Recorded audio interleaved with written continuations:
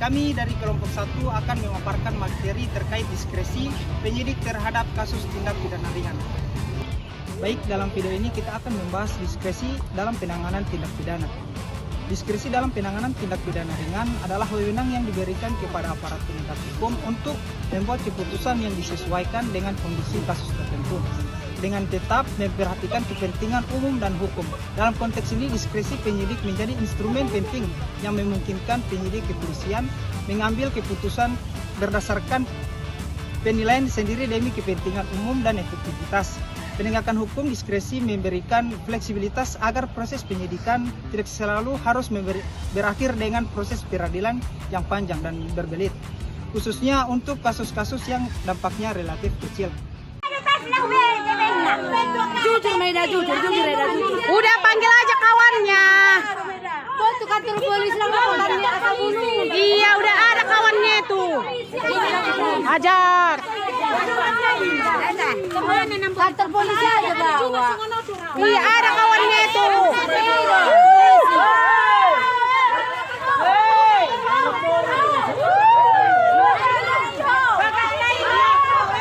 Dan setelah kami lakukan penelitian bahwa ada beberapa orang yang mengaku kehilangan di minggu-minggu yang lalu, ya, kami sudah lakukan upaya penyelidikan berupa mengambil rekaman CCTV di sekitar tempat kejadian perkara.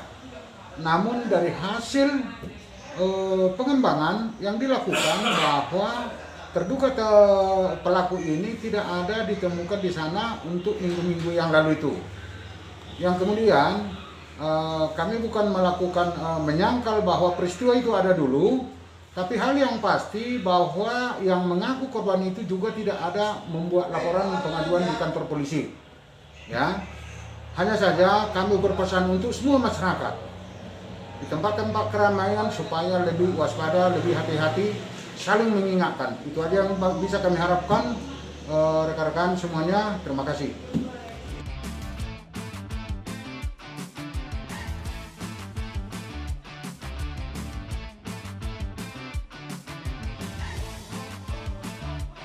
Mekanisme penerapan diskresi oleh penyidik dalam menangani kasus tindak pidana ringan. Diskresi penyidik adalah kewenangan yang diberikan kepada penyidik untuk mengambil keputusan berdasarkan penilaiannya sendiri dalam menangani suatu perkara, khususnya tindak pidana ringan. Mekanisme ini bertujuan untuk memberikan fleksibilitas agar penyidikan tidak selalu berlanjut ke proses pengadilan yang panjang dan kurang efektif, melainkan dapat diselesaikan secara cepat dan tepat sesuai kondisi kasus dan kepentingan umum. Diskresi ini harus dilakukan dengan memperhatikan peraturan perundang-undangan, kode etik profesi, serta prinsip keadilan dan transparansi agar tidak disalahgunakan. Baik, sekarang kita masuk ke mekanisme penerapan diskresi oleh penyidik dalam menangani kasus tindak pidana ringan. Langkah pertama dalam mekanisme penerapan diskresi adalah identifikasi dan klasifikasi kasus tindak pidana ringan yang masuk ke penyidikan. Nah, penyidik melakukan analisis awal terhadap bukti dan fakta yang ada untuk menentukan apakah kasus tersebut masuk kriteria tindak pidana ringan yang dapat diselesaikan secara diskresi.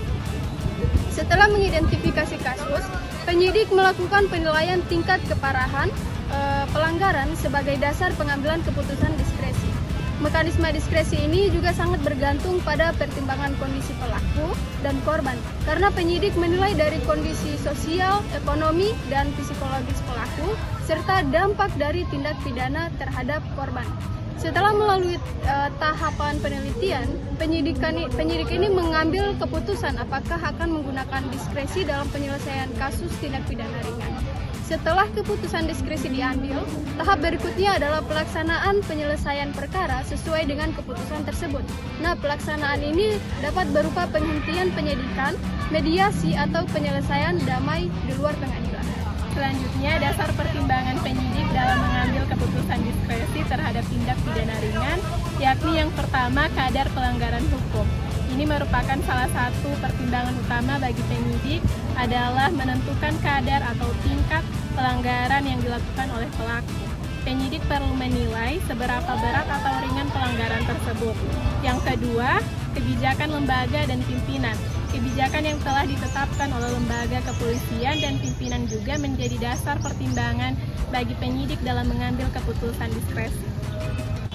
Baik, saya akan melanjutkan poin materi pembahasan sebelumnya terkait dengan dasar pertimbangan penyidik dalam mengambil keputusan diskresi terhadap tindak pidana ringan. Yang ketiga, sikap dan rasa hormat pelaku. Sikap dan rasa hormat pelaku terhadap hukum dan korban juga menjadi pertimbangan penting bagi penyidik. Yang keempat, kepentingan korban. Kepentingan korban harus menjadi prioritas utama dalam setiap pengambilan keputusan diskresi. Penyidik harus memastikan bahwa hak-hak korban terlindungi dan korban mendapatkan keadilan. Yang kelima, dampak sosial dan keamanan masyarakat. Selain kepentingan individu, penyidik juga harus mempertimbangkan dampak sosial dan keamanan masyarakat dalam pengambilan keputusan diskresi. Penyidik harus menilai apakah penyelesaian perkara melalui diskresi dapat menciptakan ketertiban dan keamanan di masyarakat atau justru menimbulkan masalah baru. Pertimbangan ini melibatkan analisis terhadap potensi konflik, reaksi masyarakat, dan citra lembaga kepolisian. Baik teman-teman, itulah presentasi dari kelompok kami. Saya Kairin Samisilo dengan NIM 10114244073. Saya Naila Putri Ramadhani Said dengan NIM 1011424200. Saya Alianda Pamungkas dengan NIM 1011424154. Saya Sri Putri dengan NIM 1011424083.